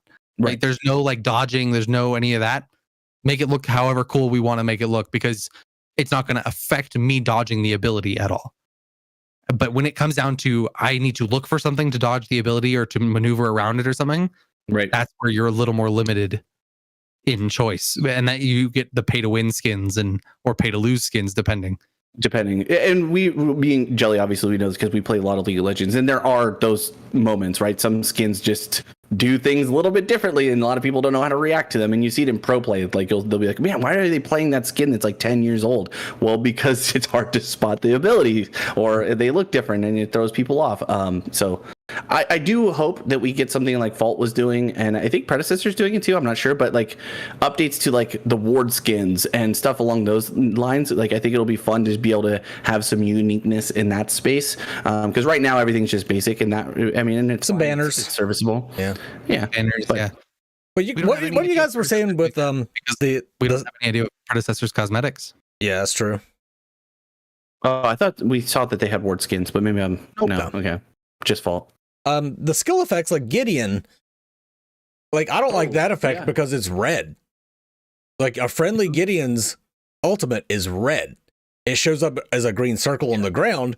But I was on Decker. Our Gideon ulted. I immediately launched a fucking bomb at him because I just saw red and Gideon and you know, instinct. Wasted my damn stun. That's fair. But can you argue though that one that has all the gears and stuff like that looks cool as fuck? When that's the skin that gives him a red fucking. Yeah. But the ball of like all the gears and they land and go. It looks fucking cool as shit. I agree though. The colors should be like green means friendly, red means not friendly, and there's a lot. We talked about that last playtest, and it's still present in this one. Sometimes the skill effects, especially in massive team fights, like Howitzer for example, he'll launch something and it's a big red circle all around you and everything else gets lost in the mess. Like if somebody else is also casting an AoE ability, you don't know it because you're surrounded by a red line, and now you're just so when we were in that last game with Gadget and Howie and they were both just launching their AoE ults on you, you're just like, okay, well I guess I'm fucked anyway, but like I didn't know I was fucked by both of them. So. Oh, that's the game you were playing, Chimera. Yeah, you were fucked. You were right in the middle of a I couldn't do anything in that game. Although our level 1 got fucked, so that's part of the reason why I sucked so bad in jungle that time. Not because I never played jungle and I've never played Chimera jungle or any of those things. It's because we lost level 1 because they invaded us because they were scared of my jungle. Gadget's 2 best assets. Taboo. Yeah, that Gadget titty skin is fucking awesome. It's a pretty good one. Even her base skin is pretty good now, though. The updated version of it looks pretty cool. I don't hate it. We just skin is also super fucking cool. We just need to tone Gadget down a little bit. Just tone her down a little bit. Yeah. Damage wise, she needs a nerf hard. It's not even damage wise. It's like somebody said in chat earlier. I forget who it was that said it used to be like an arming time for the mine. So if it landed directly on you, but you were moving and you got out of it, it didn't attach to your head. Yep. We ban Gadget every game, Razio. Every fucking game. And then the second one is either FaZe, Murdoch, or Feng Mao. Those are the other. Yep. Those are the other ones. Unless we get first pick, then we're like, oh fuck, because you don't want to get rid of all the power picks. By the way, big fan. I know some people complained about it. I am happy that in comp it's no mirror matches. Because there's been so many more interesting games after the ban. So you get those 4 bans. The amount of characters that are being played now are very different versus like what we had in the last playtest and in Fault, for example, where you had to basically almost always the same 5 going up against each other. And it was boring as fuck. Like, I love that there's having to be forced into playing something else. So they pick Gideon. I have to come up with a counter pick for Gideon. What am I going to play? I think the biggest thing they need to do, though, is they need to add a hero preference. Yes. Before bans go out. Yes. Right. I agree with that. It's way too often that you ban somebody or 4 people jump on a ban, and because the bans are so quick, you don't have time to sit and like talk about it. Yep. You ban out the Gadget, for instance, and someone's first pick, and like I could have first picked Gadget. It's like, well, you should have said something. Like, yep. We definitely need some kind of pref. Yeah, Cat talking about how Howie looks like a hamster now. I dislike that so much. Yeah, not a fan. But what I think he looks great. They can keep Howitzer looking like he is. The missile, the goddamn the missile, the fucking R2000 rocket. Oh. If there is a minion by your left foot when you fire that missile, it will explode in your face on that minion. If there is a wall somewhere in your field of vision, it will fucking explode right now. Like trying to hit somebody with that goddamn thing. I think because the way that it fires, it's hard to see sometimes, but I think it looks like it fires at hip level, right? And so the minion is just tall enough for it to hit it, right? Mm-hmm. So it's like it must have a huge hitbox too, or something. Holy shit! Yeah, I've had it happen too, and it is annoying. But you know what, man? Don't be firing rockets when you got people right next to you. You were in the army, you know better. but they're enemies. Right there in front of you. Right, yeah. That's...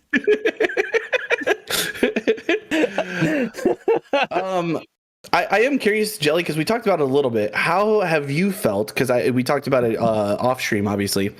And I'm curious what chat would think too. How have you felt about the massive changes to all the minions in jungle and their new abilities? And obviously, we talked a little bit about how tanky they are, which helps laners not come in there and steal your shit. But outside of that, because I know when I jumped in there, I was like, "Holy fuck, this guy's shooting a flamethrower at me! What the fuck?" And then there's another one that jumps up in the air and does a smash. Yeah.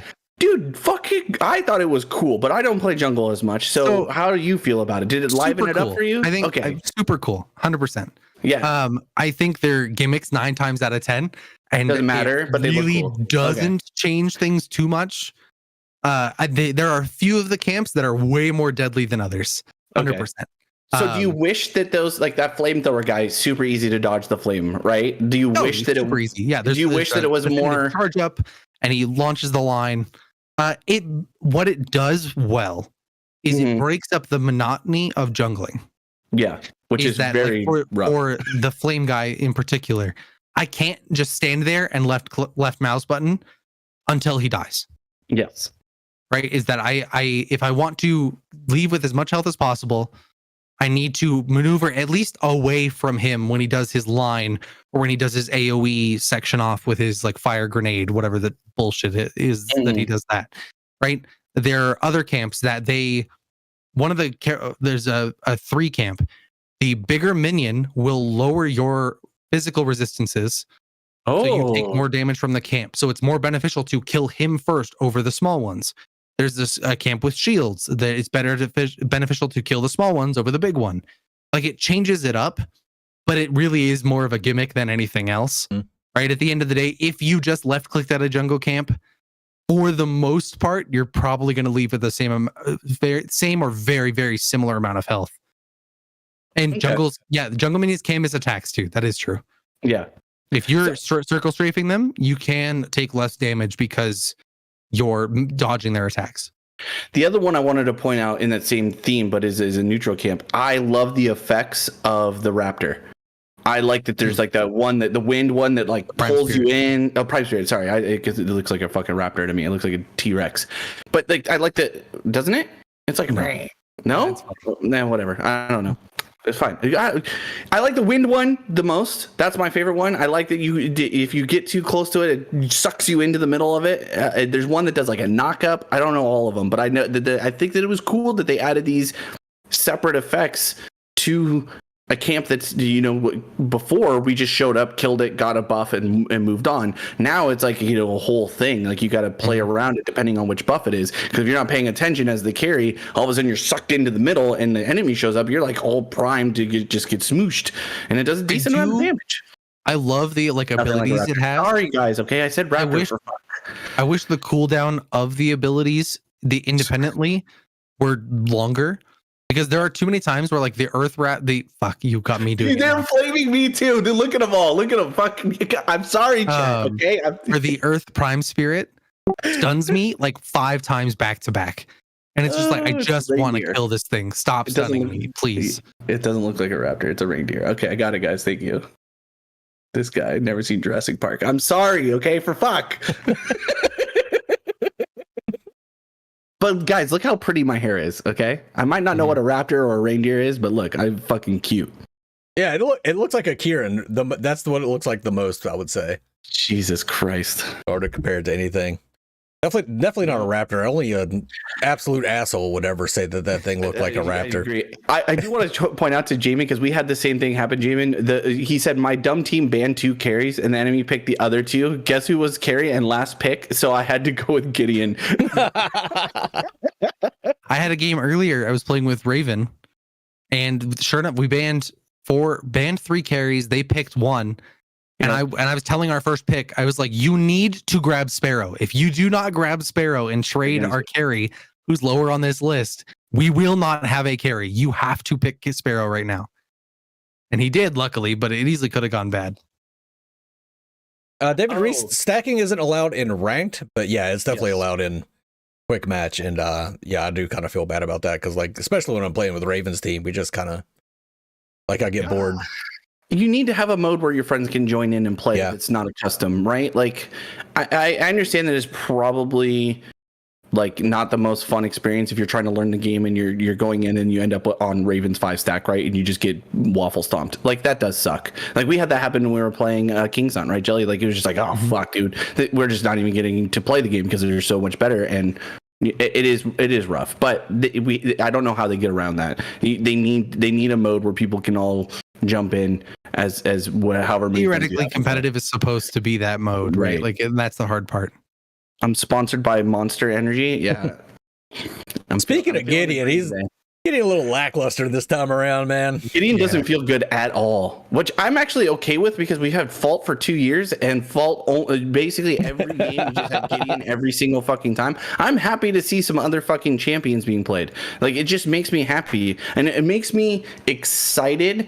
With all the like slight changes to the kits, I'm excited to see like what are they going to do with all the new the characters that haven't made it in yet, right? Like what's Iggy going to look like? What's the spinning guy, Greystone or whatever his name is? Yeah, you got it right. Yes. Like what is he going to look like? You know what I mean? Like what are they going to do? And so that from that perspective, I'm really really excited to see as they add in and then bring in their own IP, like what this game is really going to have once we're at full, champion stacks and I think it's gonna be fun. I think it's gonna be hectic. A little baffled by some of the kit changes, but go ahead, Jelly. Kat mentioned I've been playing nothing but ranked and Gideon's never picked 100%. When I see a Gideon picked in my ranked team, I get nervous because I sit there, I'm like, well, this is gonna be a rough mid lane game, I'm guessing. I don't think he's as bad as people seem to think he is because see what it is. Let me tell you. Let me break this down to you a little bit about Gideon. Expert. So his right click is the suction cup. So you want to hit that, and then you want to drop the rock, the Q. Mm-hmm. The thing is, you can Q twice before your suction cup comes off cooldown. So you suction cup Q, then you have to land a naked Q, and it seems that people are fucking terrified to try and land a naked Q. They just wait till their right click comes off cooldown again. So you miss out on a giant amount of damage. Yeah. And then his fucking ultimate kind of sucks because you'll get stunned out of it, or Gadget will drop her ultimate on top of you while you're trying to ult, or something will fucking happen. You just get eaten alive whenever you try and use Gideon's ultimate. I think Kat brings up a good point, actually, I feel like Greystone is one of the flagship or safest solo characters. Greystone is also a massive counter, if balanced correctly, to the carry off lane meta. Yep, I think that's 100% true. Well, you get a little bit with Sereth. Sereth can. I think people are scared to play her though. Good. Like, don't play Sereth. I think that for me, when I think about Gideon, for example, it does feel a bit of a bummer that they butchered our boy, right? Because he's kind of the staple Paragon mid laner. He just doesn't do the job as well as the other mid laners do, right? Like Howitzer does a better job being a Gideon than Gideon does. Mm-hmm. You know what I mean? His ultimate is bigger. He's safer when he launches it. He still scales really well. His damage is amazing. His poke is great. If you're going to play Gideon, just play Howitzer instead and you'll have a better time. Yep. It's just easier. Gideon wants to be an artillery mage, but Gadget and Howitzer just take his lunch money every day and just it doesn't matter. Lance Wilson says, where do you see Bellica? I think Bellica is a very solid choice that I don't see picked enough for both mid lane and off lane. But a very good mid laner. Like if I were to tier list them a little bit here, I would say that'd be cool. I would say Shinbi and Gideon are towards the bottom. Unfortunately, which and the Fae, Shinbi, Gideon, and the Fae are all three at the bottom. I hate to say that because I love the Fae, but her Harvest Nettles being a lock on instead of a long range skill shot kind of ruins her. If you get good with her Q, it can work. It can work. Fae mid can work if you're good with her, but I think she's bottom tier with Gideon and Shinbi. And then the next rank up, you got like Bellica and Howitzer, who are just fucking badass. Mm-hmm. I would call them A tier, but then then Gadget and FaZe are fucking S tier as fuck.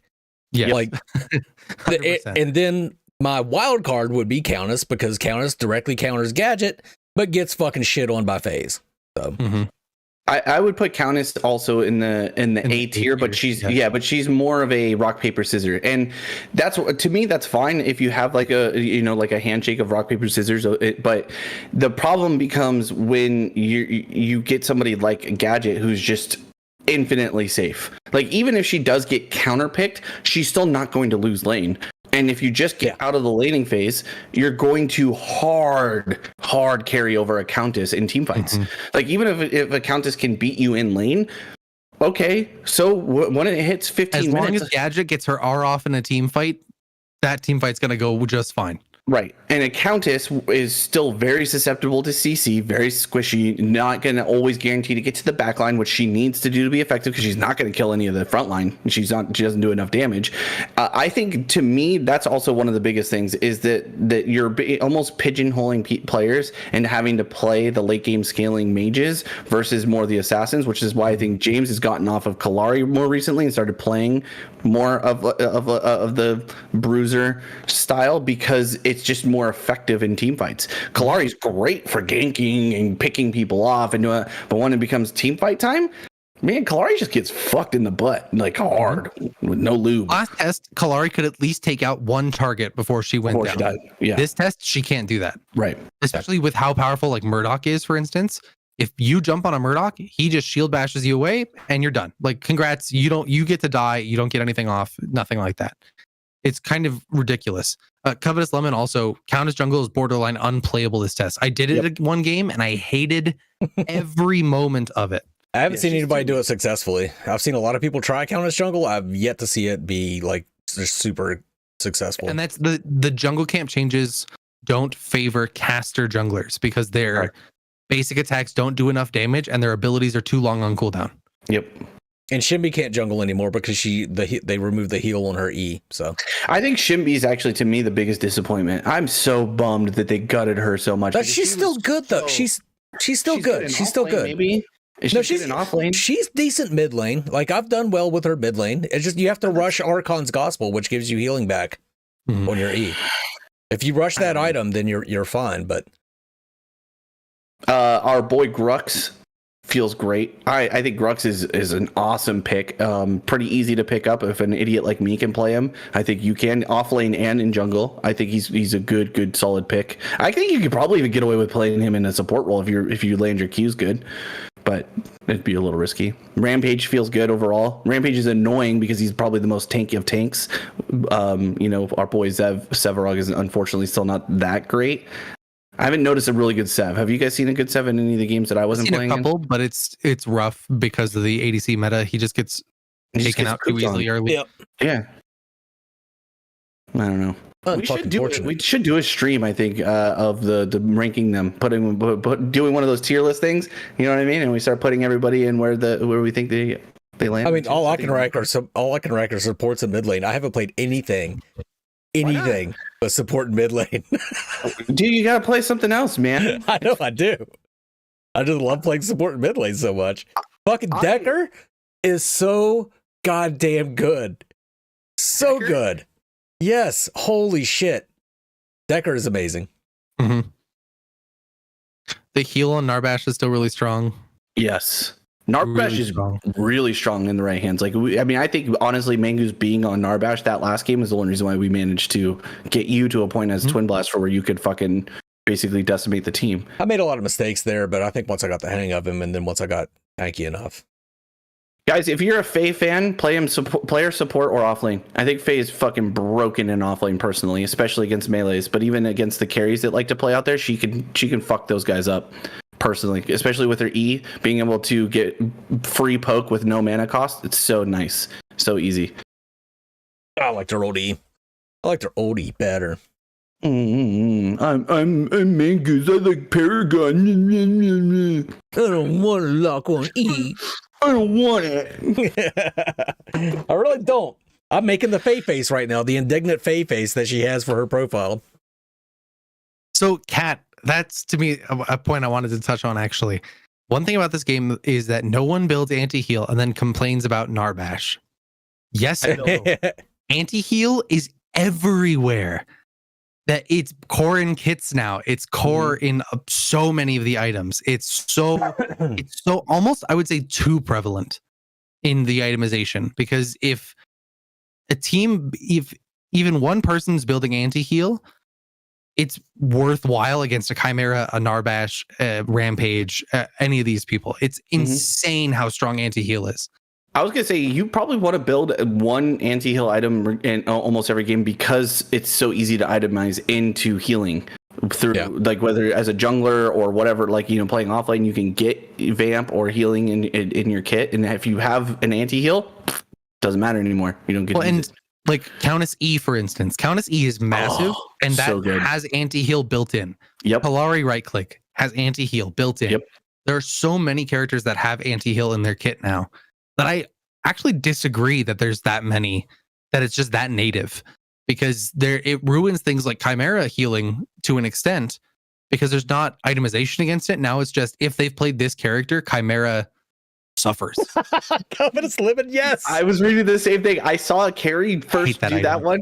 I also agree. I think actually of the carry items, that's one of the ones I dislike the most because it's so niche and so narrowed to what you do. It removes, like, if you're going to build a crit build, you almost have to have that item, but that item is so expensive and the components building up to it fucking suck.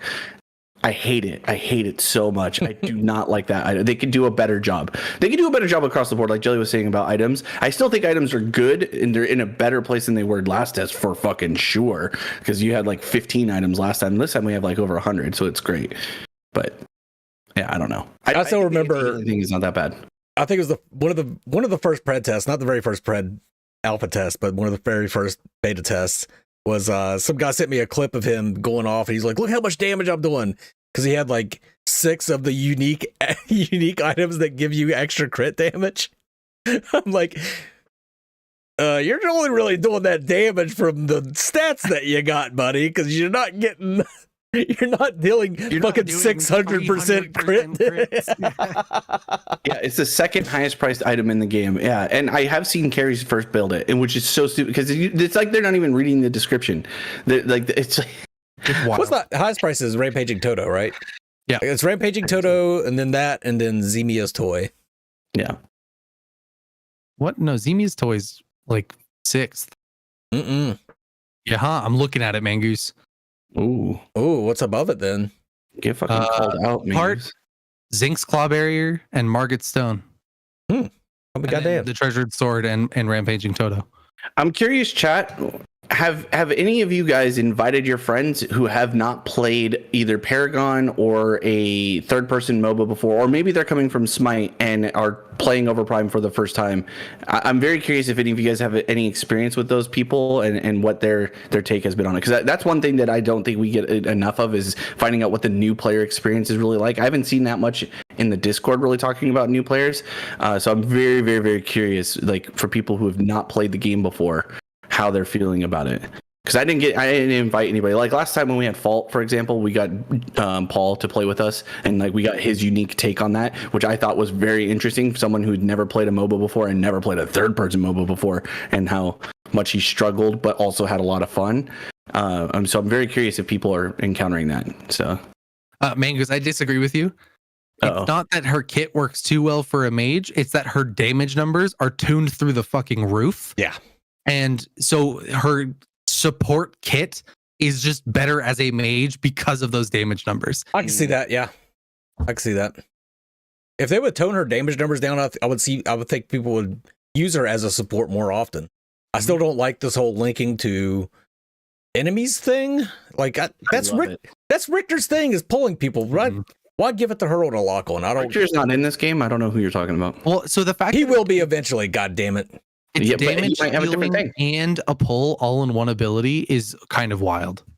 I agree with you on that. I think it needs to choose an identity. I don't think you get to be a damage source.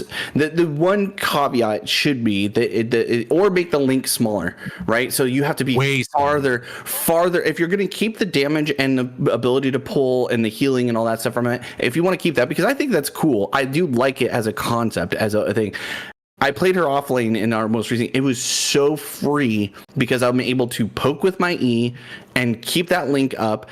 And it's just, and I still, if shit really gets feisty, I can just blink away. Like, I can just be like, okay, I'm out of this. I fucking bit off more than I could chew. I think if it forced you to have to get closer, it wouldn't be as oppressive, because I think when you look at some of the other kits that have that kind of hard CC in them, you're usually punished by having to get up closer to be able to enact them. Like all the stuns that we have in the game, you basically have to be in melee range, right? Like Narbash does an AoE, but he has to be in the fucking thick of it, like taking full on damage to be able to really get that big benefit from it. Whereas her on a single click ability, yes, it's on a long cooldown once you do it and you remove the damage once you do the pull, but it's still 20 seconds. And if you rank it up first, it gets down to like, I think 8 seconds, I think is the lowest rank, if I remember correctly. It's too free. It's too easy. So many times guys are trying to run away and I just pull them back into the team and just like, okay, you're dead now.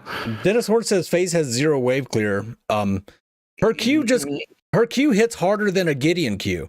Yep, instantly kill all 6 minions in a wave if they're correctly. FaZe can kill an entire wave faster than any other mage in the game, faster in the game with less items. Any other character in the game. Yeah. I wonder if he thinks that it's because he's trying to use her laser Kamehameha. Oh, the laser doesn't do shit to the minions. Yeah, it doesn't. No, it's used as a CT tool. Like you can use it to help weaken minions, right? Yeah. Like I definitely still think you should use it to help you either push waves or whatever. But I do agree that the Q damage, but so you have to get up in melee range. It's not like with Gideon where you can launch it from half a screen away. You do have to get up into melee range to be able to use it effectively. But it does a lot of damage. I was surprised. I didn't realize that it did so much damage. That thing blows people. And it blinds. That I've been hit by it, and then I'm just half health. I'm like, great, thank you. It's like Gadget Mine, just short range, which is fine. I think I'm okay with that. Personally, he did say most Covetous Limit. He did say most characters in the game. Yeah, Covetous, get out of here. With an ult. Sam can clear faster with his ult. True. Big true. I mean, you would think so, Dennis Horn, but it's a blind. And plus you can link to somebody and hit the blind and it kills the minions around them. Yeah. Like her kit is stupid overpowered. Yeah. For it to deal so much goddamn damage on there. I would love to see her be able to be a support and a mid laner, depending on how you built her. 100%. I think that's valuable. I think that's a cool niche that she could fill. Her damage is so high right now that if you're not playing her as a damage mage in the mid lane, you're losing out on potential rather. Yeah. Like there's a reason she's banned first every fucking... Yeah, I mean, her and Gadget are probably the most common bans that I've seen. Yep, we ban them every time. Top 2 bans every time. Are we about to wrap this up, boys? Yeah, we do need to wrap it up. I'm doing a tournament that you're going to. Not a tournament. We're playing against the devs. Oh yeah. Are you excited about that, by the way? Yeah, it should be a lot of fun. Yeah, I'm going to get my shit pushed in, but yeah. But how's that any different than any other Sunday night for you? It is no different. All right. So yeah, let's go ahead and start wrapping things up. Oh, Jelly. Any final words? And what do you want to plug? I would like everybody to go to the NA East leaderboard and go to page 3. And then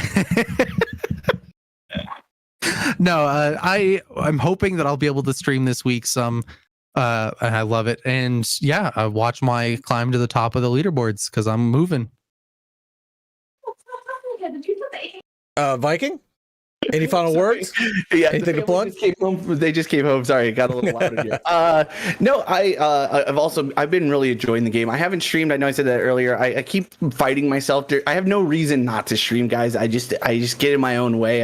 I start thinking about it, like, oh, it'd be easier just to kind of play casually and not feel like I have to do it. I should get on there. Maybe me and Jelly both will have to just bite the bullet now that he's starting to feel a little bit better and turn our streams on and have fun. You guys can come and talk shit about how scuffed I'm playing. But no, it's been a blast. And I don't really have anything to plug other than you can follow me on Twitter for as long as Twitter still lasts. You can please sub to me on YouTube. If I do go live, that's where you'll see it. And that's about it, I guess. Yeah. Good luck tonight, Mangoose. I'm really excited to watch this. I think we're going to be able to watch it on Stunts stream. Stunt stream, Neurona stream, Otaku Lordy stream. There's a lot of people that you can watch on their stream. They're going to make an announcement in the Overprime Discord. So if you guys want to watch that being streamed, I don't think I'm going to stream it. I just need to set streaming.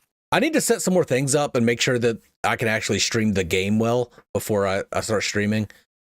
Make sure my bit rate is set up. But yeah, it should be a good time. Watch me. Who thinks Mangoose should stream it? I think Mangoose should stream it. Shut the fuck up, Jedi. Oh, wife said she wants you to stream it. Oh God. Yeah. I'm certainly not gonna listen to Epi. You're not gonna listen to my wife. He says he's not listening to you. Um, You gotta look. You gotta look. oh shit! I'm in trouble with Epi. All right, but that's gonna wrap it up, folks. I appreciate everybody coming out tonight. If you like I said, we've enjoyed the hell out of the game. Of course, we had problems with Overprime. But don't be afraid to let me know in the comments what your problems were with Overprime. But make it constructive criticism. Let me know what your problem was and how you would fix it, and make sure you know what you're talking about. Don't be coming in here talking about there's no laning phase because portals are always open, because the portals don't open till 8 minutes, boys. But yeah, that is going to do it for this week. This is the For the Minions crew signing off. You guys have a good one.